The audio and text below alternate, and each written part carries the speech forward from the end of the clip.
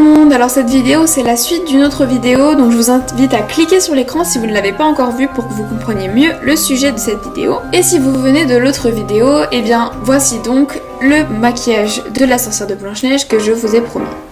Donc je commence par appliquer du fond de teint qui est très couvrant et plus clair que ma peau sur tout mon visage avec un pinceau pour un fini très cartoon et qui enlève entre guillemets un peu la vie. Ensuite, avec un brun qui est assez clair, je viens faire des ombrages partout où vous le voyez sur la vidéo, notamment au-dessus des sourcils pour vraiment leur donner du relief. Et ensuite, tous les autres ombrages que vous voyez que ce sont des traits qui sont vraiment vers le bas pour donner un effet tombant au visage et pour accentuer la vieillesse finalement de la sorcière.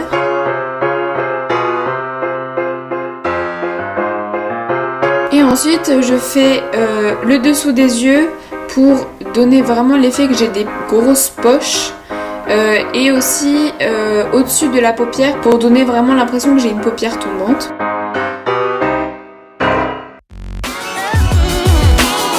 Et ensuite, je dégrade les ombrages vers l'endroit où est le volume finalement. Donc je fais ça sur tous les ombrages pour un effet plus naturel parce que si c'était juste une ligne comme ça ressemblerait pas vraiment à une ride.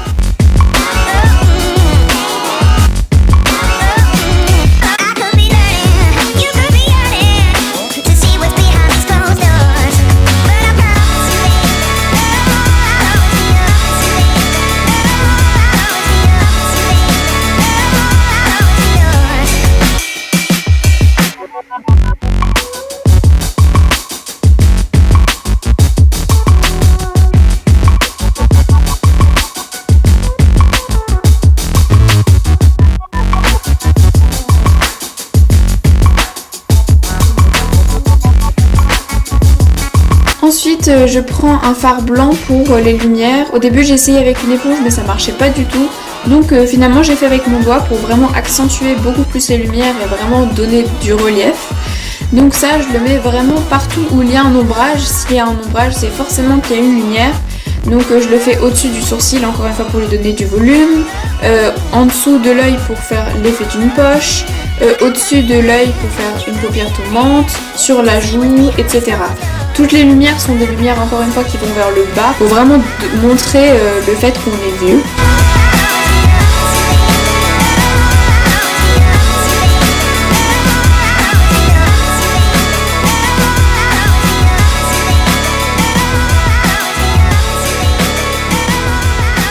Et ensuite je prends un brun qui est plus foncé que celui d'avant et je viens faire un ombrage dans l'ombrage. Donc en fait c'est juste pour définir plus la ride et que ce soit beaucoup plus réaliste. Il faut vraiment faire ça avec un pinceau si possible beaucoup plus fin que l'autre et vraiment aller très très finement dans l'ombrage si vous voulez que ce soit réaliste.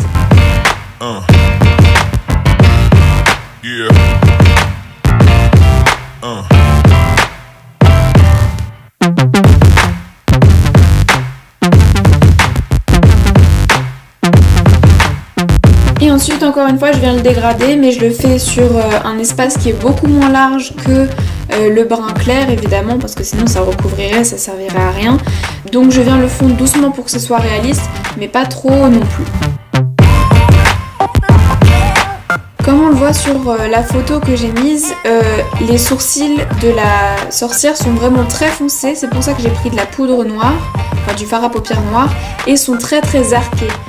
C'est pour ça que j'ai vraiment défini les sourcils vers le haut et un peu moins vers le bas parce que je suis vraiment au-dessus de mes sourcils, vous verrez que c'est pas naturel.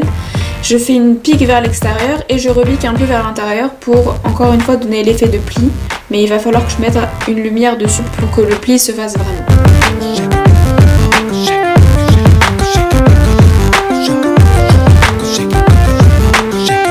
Ensuite, avec le même pinceau fin que tout à l'heure, je reviens définir quelques ombrages en noir pour vraiment encore donner du relief. Et ensuite, pour être sûr que la peau de mes sourcils tienne bien, je mets du mascara noir qui peut tout à fait remplacer un gel à sourcils pour cette couleur-là. Ensuite j'ai décidé de me faire un chignon banane parce que comme je vais mettre une perruque blanche juste après, j'avais pas envie que évidemment il y ait des cheveux qui sortent et je voulais pas faire un chignon normal pour pas que ça fasse une bosse tout simplement. Sur cette photo je trouve qu'on voit très bien le maquillage, donc si vous voulez faire pause et vous inspirer de cette image là pour faire votre maquillage, ce sera peut-être plus facile pour vous. Ensuite donc je mets ma perruque blanche. Ensuite, je prends un foulard noir que je passe au-dessus de ma tête, au-dessus d'une de mes épaules et ensuite je le passe au-dessus d'un de mes bras, ce qui va vraiment faire la cape de la sorcière. Voilà, donc je trouve que ça fait un effet vraiment réaliste, à part peut-être les yeux verts et la verrue sur le nez que vous pouvez tout à fait rajouter. En tout cas, j'espère que cette vidéo vous a plu. Si c'est le cas, n'hésitez pas à la partager et à vous abonner pour ne pas manquer mes prochaines vidéos. Et je vous dis à plus. Ciao!